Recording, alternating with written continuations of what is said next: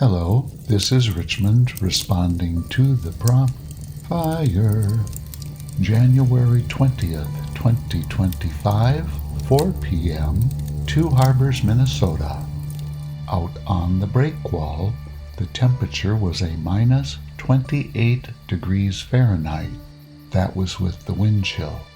I've been drawn to extreme weather events ever since I can remember. This particular afternoon, except for the inky, mysterious wall of low-hanging clouds hovering over our Wisconsin neighbor across the big lake, there was a chilly sunshine here in Two Harbors. Sunshine with frigid wind speeds gusting 30 miles per hour, along with sea smoke. Sea smoke, swirling rising tendrils of fog over the surface of Gitchigami, as the waters below, warmer than the frigid temperatures above, evaporate in an ethereal, otherworldly occasion, bearing witness to the natural world. Other than for the thrill of immersion in such an occasion, I'm drawn to place myself, with some risk, into the frosty environment so that I may capture dramatic photo and video to use at some later date, perhaps in a music, nature-themed production, to use at some later date, for the sake of posterity. Lest you think I'm being reckless, I've 7 comfortably fitting layers of clothing over my torso, 3 layers on the lower extremities, 2 pairs of smart wool socks, a pair of sturdy hiking boots with micro-spikes ice grippers when needed, and several layers of headgear with face coverings. Note that any gaps in coverage, any skin exposed, will become painfully apparent once placed into the harsh extremes of sub-zero temperature and wind.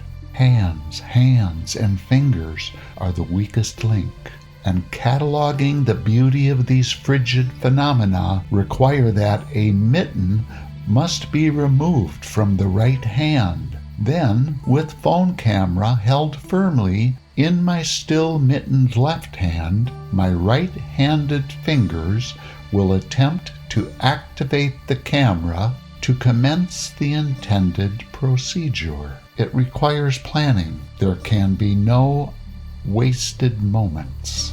What to focus on, which direction to pan, left or right, up or down. A choreography of efficient, purposeful movement that leaves the tender flesh of fingers exposed for the least amount of time. Turning my back to the prevailing wind, feet planted firmly, I unzip the outer layer of my jacket, pull out my phone camera, and hit the red dot button to commence recording. This all must be done in good haste, as otherwise the fingers will chill so quickly as to not have enough warmth to activate the camera. Once the camera is out, I carefully turn myself panning into the wind, moving slowly to create the most dramatic effect as the cold burns, branding itself into the delicate tissues exposed. Once the shot is complete, I am now turning, Godspeed, getting my back once again to the wind, moving with haste and great care to get the device back into the inner sanctum between the layers of cloth before dexterity and purposeful movement have surrendered. At this juncture, there is no point in tapping the red dot to shut the video function off, as there is no longer the required warmth in those vulnerable phalanges. I've learned through experience that the video function will either shut off by itself, or if not, once the fingers have thawed sufficiently, I will shut off the camera, and then we will be ready to tap it once again, beginning another sequence of filming. There are hand warmers inside my mittens to help me maintain some equilibrium of tolerability. The repeated exposures, though, are cumulative, with each bearing of finger burning with a cold fire of increasing intensities. This outing was particularly painful, and I must admit, as I turned around from the furthest point on the breakwall, it's a 0.6 of a mile round trip, I had some concerns that I may have overdone it. After a brisk walk back to the car, and with the steady presentation of hand warmers inside the mittens, thankfully everything regained a comforting sensibility of warmth.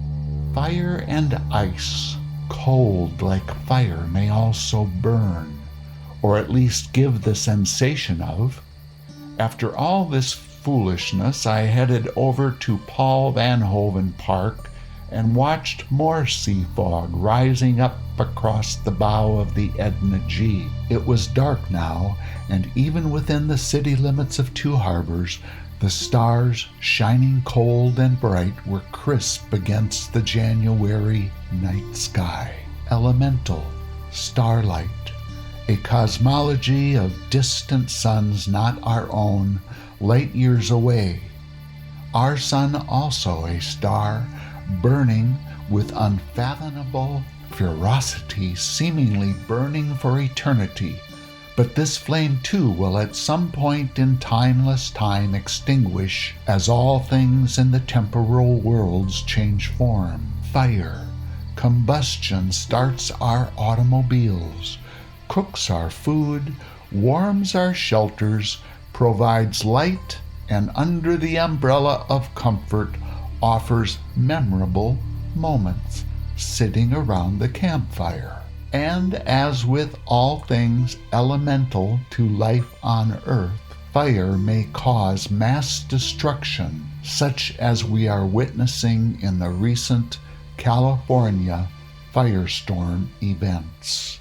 It is an ending to this piece for which I am not well enough informed to comment further, other than to experience a sadness for the loss of life, wildlife and human, along with loss of habitat, for which I find no consolation.